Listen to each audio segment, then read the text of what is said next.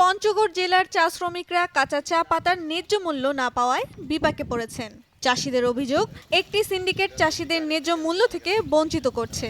প্রতি কেজি কাঁচা চা পাতার সর্বনিম্ন মূল্য ১৭ টাকা নির্ধারণ করা হলেও বর্তমানে কারখানা মালিকেরা ১২ টাকা থেকে ১৫ টাকা কেজি দরে কিনছেন।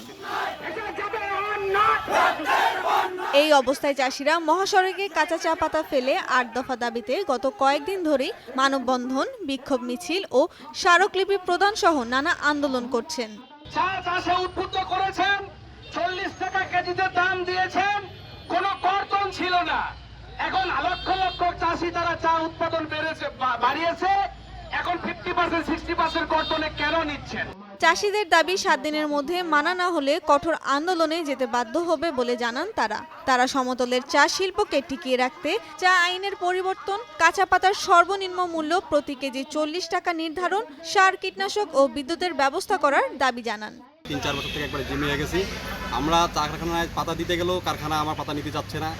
বিভিন্ন ধরনের দেখাচ্ছে, আমাদের সিরিয়াল দিচ্ছে না, পাতা দিতে গিয়ে ঘোরা দিচ্ছে গাড়ি, এই ধরনের সমস্যা করতেছি। একই সাথে আমরা দেখা গেছে পাতা আমি দালালকে দিলে দালালের মাধ্যমে নিচ্ছে কারখানা। এই নিলাম যতদিন থেকে হয়েছে ততদিন থেকে আমি দেখতেছি আরও পঞ্চগড়ের চায়ের আরও দুরবস্থা চলতেছে।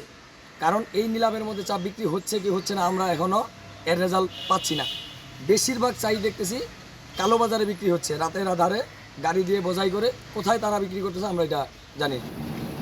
এই বিষয়ে বাংলাদেশ চা বোর্ডের পঞ্চগড় আঞ্চলিক কার্যালয়ের কর্মকর্তা প্রথম আলোকে জানিয়েছেন, তারা যে দফাগুলি দিয়েছে সেগুলো আমরা উৎপাদন কর্তৃপক্ষকে জানিয়েছি এবং আমরা মনে করি যে উত্তরাঞ্চলের চা বাগান বা চা শিল্পকে রক্ষার জন্য একটি সমন্বিত উদ্যোগ দরকার।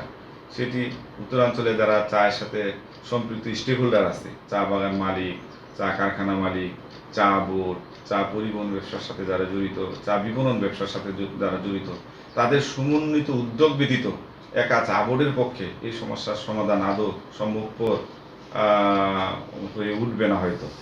বাংলাদেশ চা বোর্ডের পঞ্চগড় আঞ্চলিক কার্যালয়ের সূত্রে জানা যায়, ২০০০ সালে পঞ্চগড় জেলায় চা চাষ শুরু হয়।